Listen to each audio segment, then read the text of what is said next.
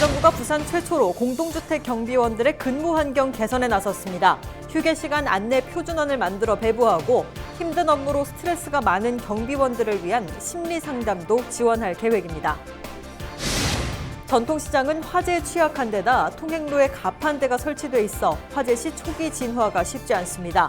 부산의 한 소방서에서 시장 가판대에 바퀴를 설치하며 비상 상황에서 신속하게 진입로를 확보할 수 있도록 했습니다. 부산시가 최근 잇따른 집중호우로 753곳에서 포토홀이 발생했다고 밝혔습니다. 시는 응급복구를 진행하는 한편 파손된 도로를 항구적으로 복구할 수 있도록 부근에 예산을 지원하기로 했습니다. 지난 7월 부산항 북항과 신항의 컨테이너 물동량은 모두 173만 5천여 개로 지난해 같은 달보다 6.9% 감소했습니다. 컨테이너 물동량은 지난 4월 이후 넉 달 연속 감소세를 보이고 있습니다. 시청자 여러분 안녕하십니까? 헬로티비 뉴스 부산입니다. 사용 후 해결료 계획이 빠진 고리 1호기 해체 계획서가 공개된 지 한 달이 지났습니다. 기장군에서는 청와대와 국무총리실, 산자부 앞에서 1인 시위를 하며 사용 후 해결료 대책 촉구를 하고 있는데 부산시는 아무런 공식적 입장 발표가 없습니다. 부산의 안전과 직결되는 문제이기도 한데요. 앞으로의 행보를 지켜봐야겠습니다. 김현정 기자가 보도합니다.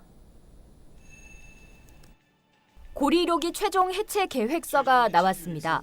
한수원은 지난달 1일부터 오는 8월 29일까지 60일간 해체 계획서 주민 공람을 진행하고 있습니다.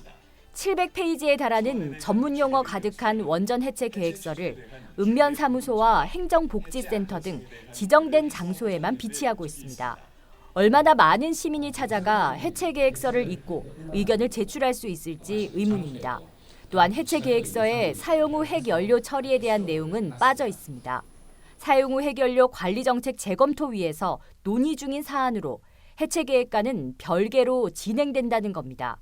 지난해 9월 부산과 울산, 전남이 공동 건의서를 발표했습니다. 사용 후 핵연료 정책 추진에 광역시도의 참여권을 보장하고 광역자치단체장이 추천하는 인사가 참여할 수 있도록 해달라고 건의했지만 아무런 성과가 없었습니다. 이런 가운데 발등에 불 떨어진 기장군에서는 청와대와 국무총리실 등 앞에서 오규석 군수가 1인 시위에 나섰습니다. 정부는 해체에 앞서 사용 후 핵연료 처리 방안에 대해 구체적인 대안을 제시하라고 촉구했습니다. 고리 1호기 해체는 기장만의 문제가 아니라 부산시의 문제이기도 합니다. 부산시는 해체 계획서 주민 공람이 시작된 후에도 그 어떤 공식 입장을 밝히지 않고 있습니다. 같은 부산 시민 그리고 또 원전 최인접지 주민들의 안전과 관련된 문제라고 대승적으로 생각을 해주셔서 저희 기장군하고 같은 목소리로 정부와 한선 쪽에 이 사용 해결료 대책과 안전한 해체를 촉구를 해주셨으면 좋겠습니다. 현재 영구정지된 고리 1호기 안에는 향방이 정해지지 않은 485다발의 사용 후 핵연료가 임시 보관 중입니다. 헬로티비 뉴스 김현정입니다. 감천항에 입항한 러시아 선박에서 선원 2명이 확진 판정을 받았습니다. 검역당국은 5일 감천항에 입항한 러시아 선적 원양어선에서 선원 23명을 대상으로 전수조사를 한 결과 2명이 양성으로 나타났다고 밝혔습니다. 확진된 선원 2명은 별다른 증상이 없는 무증상 환자로 알려졌습니다. 국립부산 검역소 측은 확진 선원을 부산 의료원으로 이송하고 나머지 선원은 선내 격리 조치했습니다. 부산시가 최근 잇따른 집중호우로 파손된 도로를 복구할 수 있도록 구군에 예산을 지원하기로 했습니다. 부산시는 도로관리기관별로 순찰을 진행한 결과 집중호우로 인해 발생한 포토홀이 753곳에 달한다며 응급복구를 마쳤다고 밝혔습니다. 하지만 임시조치에 불과해 다시 손상되거나 2차 피해가 우려되는 만큼 폭 25m 이상의 도로에 대해서는 응급복구 현장을 도련해 재포장하는 작업이 진행 중입니다. 또 도로폭이 25m 이하인 경우에는 항구적인 복구를 위한 추가 예산 2억 원을 관리 주체인 구군에 지원하기로 했습니다. 전통시장은 화재에 취약할 수밖에 없습니다. 점포들이 다닥다닥 붙어 있기도 하고 또 요즘은 조금씩 나아지고 있습니다만 소방차 진입로가 되는 통로에 가판대가 설치돼 있는데요. 초기 진화에 방해가 되는 요소기도 합니다. 부산의 한 소방서에서는 이 가판대에 바퀴를 다는 아이디어를 적용해봤습니다. 효과는 어땠을까요? 김한식 기자가 취재했습니다. 사이렌을 울리며 소방차가 전통시장 안으로 들어옵니다. 시장에 있던 사람들이 옆으로 비켜서면서 지나갈 공간을 만들어냅니다. 잠시 후 물건이 실려있는 가판대를 옆으로 밀어낸 뒤 소방차는 화재 현장에 도착합니다. 사람들로 붐비는 시간임에도 가판대까지 치우고 진입하는데 1분 정도밖에 걸리지 않았습니다. 부산의 한 소방서에서 가판대에 바퀴를 설치한 뒤 전통시장 진입 훈련을 실시했습니다. 시장 내 가판대는 소방차 출동 시간을 늦어지게 하거나 아예 진입 자체를 불가능하게 하는데 가판대 아래 작은 바퀴를 설치하면서 이런 문제가 해결됐습니다. 소방 차량이 진입할 때 이동을 할 수 있기 때문에 신속한 출동로 공간을 확보하고 현장에 빨리 출동해서 이렇게 피해를 줄이는 역할을 합니다. 가판대 바퀴 설치와 함께 각 점포마다 화재 감지기를 이중으로 설치했습니다. 또 초기 화재 진화를 위한 설비도 시장 곳곳에 구축됐습니다. 전통시장은 대형 화재로 이어질 확률이 높은 만큼 상인들의 불안감은 클 수밖에 없습니다.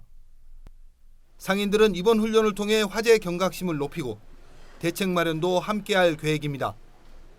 바퀴가 달아가지고 밀고 막바로 들어갈 수 있도록 점차적으로 그 사업을 중점적으로 하도록 그래 하겠습니다. 우리 상인 한 분 한 분 역량 강화를 해서 능동을 대처할 수 있도록. 북부소방서는 관계기관과 협력해 이동식 가판대 설치를 확대할 방침입니다. 헬로티비 뉴스 김한식입니다.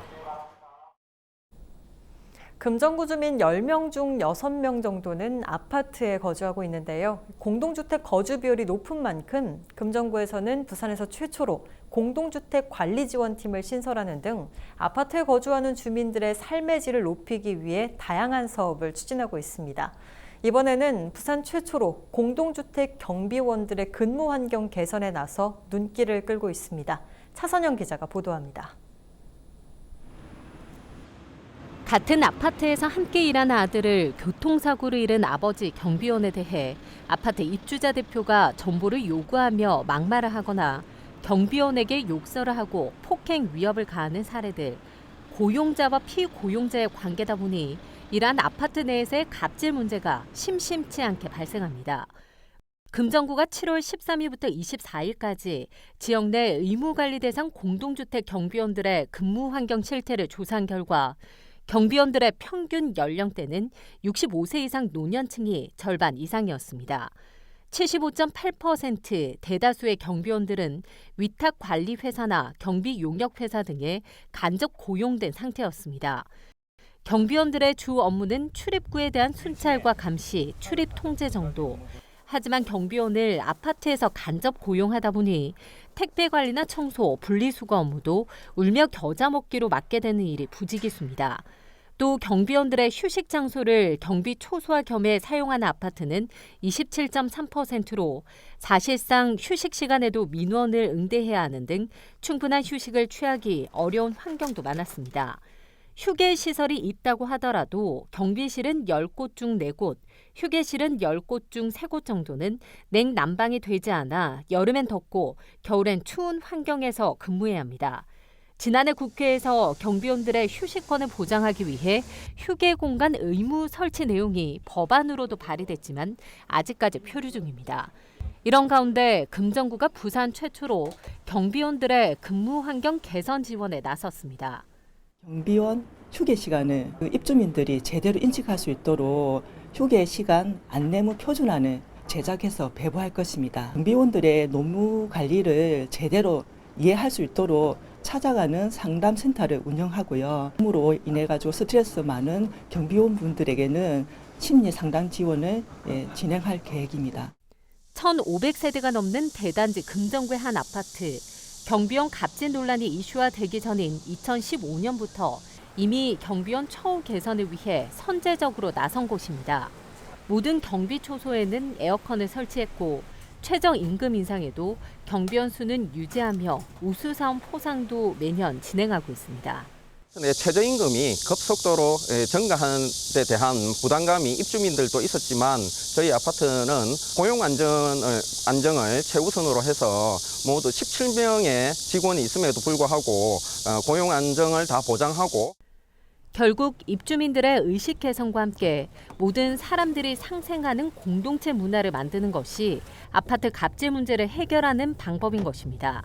금정구는 입주민과 경비원이 다 함께 잘 사는 공동체를 만들기 위해 8월부터 본격적인 행정 지원에 나섰습니다. 헬로티비 뉴스 차선영입니다. 부산과 울산, 경남의 상반기 제조업 생산이 큰 폭으로 줄었습니다. BNK 금융경영연구소가 내놓은 2020년 상반기 동남권 경제 리뷰 보고서를 보면 제조업 생산이 지난해보다 8.8% 줄어 외환위기 이후 최대 감소폭을 기록했습니다. 특히 1분기는 2.6% 감소에 그쳤지만 코로나19 확산으로 인해 2분기는 14.7%가 줄었습니다. 업종별로는 자동차 생산이 19.9% 감소했고 기계가 7.8%, 철강이 5.2% 줄었습니다.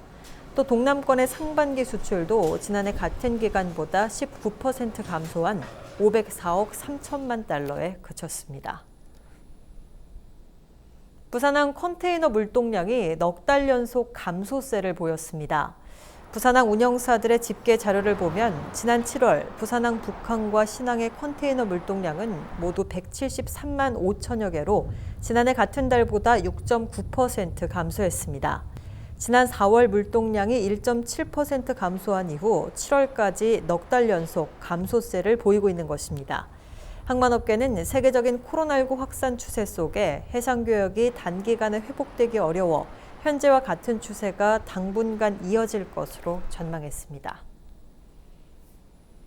부산시가 오는 8일 2040년 부산 도시기본계획을 수립하기 위한 제4기 시민계획단 1차 토론회를 개최합니다. 부산대 건설관에서 비대면으로 열리는 이날 회의는 부산시가 반드시 지켜야 할 것이 무엇인가를 주제로 자유롭게 의견을 나누는 방식으로 진행됩니다. 또 오는 22일 2차 토론회에서는 부산의 과거와 현재, 미래, 그리고 강점과 약점을 바탕으로 문제점과 미래상 키워드를 도출하고 이후 추가 토론회를 거쳐 2040 도시기본계획의 비전을 제시할 방침입니다.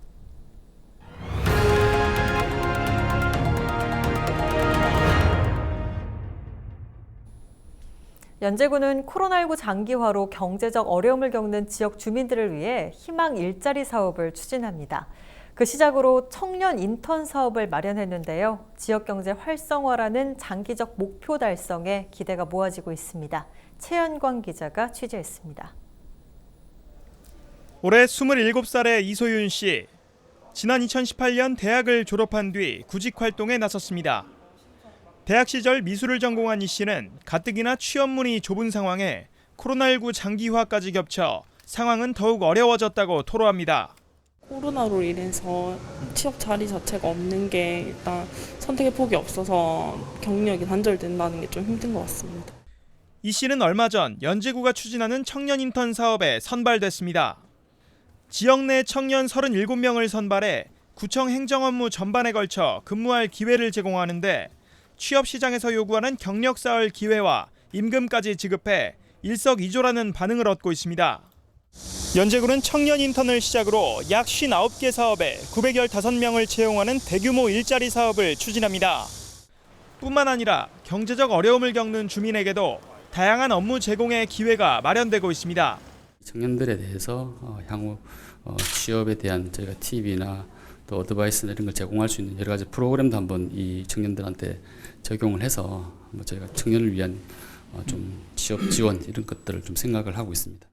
올해 11월까지 약 40억 2천여만 원의 예산을 투입해 생활 방역 지원과 환경 정화, 교통안전 도우미 사업 등을 제공합니다. 또 사회적 기업이나 비영리 복지 문화시설 등 관내 12개 업체에 지역 청년 14명을 연계 지원하는 청년 행복잡기 희망드림단 사업도 진행할 예정입니다. 관이 직접 추진하는 일자리 사업이 지역 경제 활성화라는 장기적 목표 달성에 기여할 수 있을지 주목됩니다. HCN 뉴스 최현강입니다. 부산의 한 지하주차장에서 급발진으로 주장되는 사고가 일어나 60대 운전자가 다쳤습니다. 6일 낮 1시 10분쯤 동래구 온천동의 한 건물 지하주차장에서 승용차가 알 수 없는 이유로 갑자기 출발하며 건물 기둥을 들이받았습니다. 이 사고로 운전자 A씨가 차량 앞유리 등에 머리를 부딪혀 부상을 입었습니다. A씨는 급발진을 주장했으며 경찰은 정확한 사고 경위를 조사하고 있습니다. 부경대학교가 행정안전부 주관 재난관리 및 지진방재 분야 전문인력 양성 사업에 선정됐습니다. 이 사업은 행안부가 대학과 함께 재난안전 분야 국가 인재를 키우기 위해 석박사 학위 과정을 지원하는 사업입니다. 이 사업에는 부경대를 비롯해 세종대, 성균관대 등 전국 10개 대학이 선정됐습니다.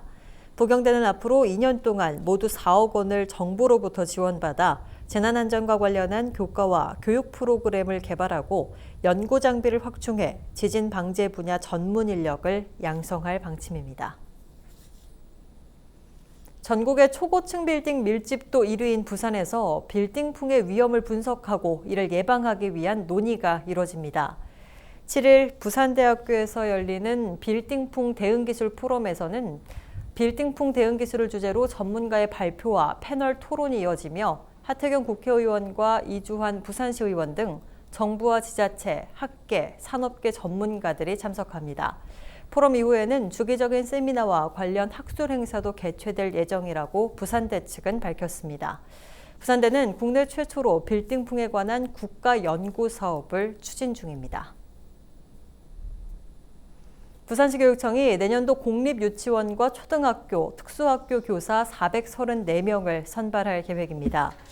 교육청은 5일 2021학년도 공립유치원과 초등학교, 특수학교 교사 임용 후보자 선정 경쟁시험 계획을 사전 예고했습니다. 이번 모집 인원은 교원 정년과 명예퇴직 등을 반영한 것으로 지난해 사전 예고 모집 인원보다 100여 명이 늘었습니다. 분야별로는 유치원 교사 32명, 초등학교 교사 380명, 특수학교 교사 22명을 선발합니다. 임용시험 시행계획은 다음 달 9일 공고할 예정입니다.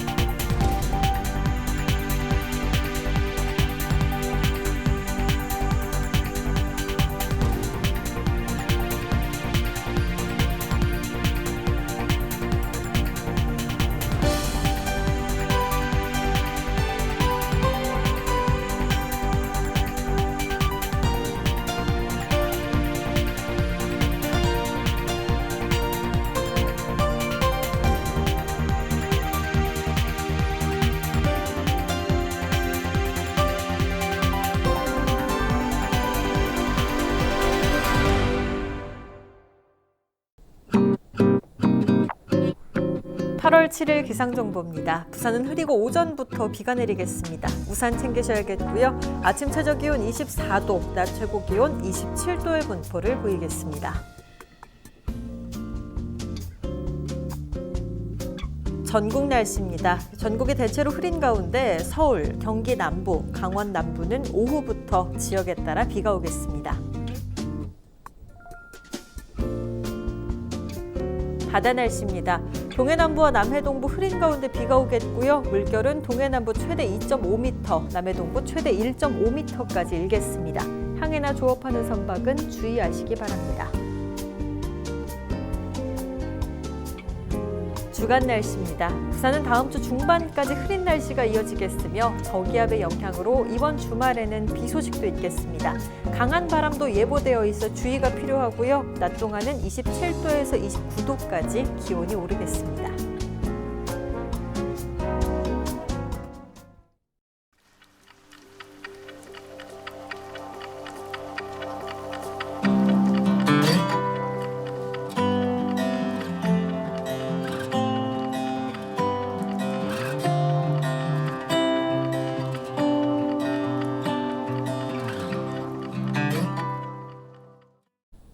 이상으로 뉴스 마칩니다. 저희는 언제나 지역 주민 여러분 곁에 있겠습니다. 고맙습니다.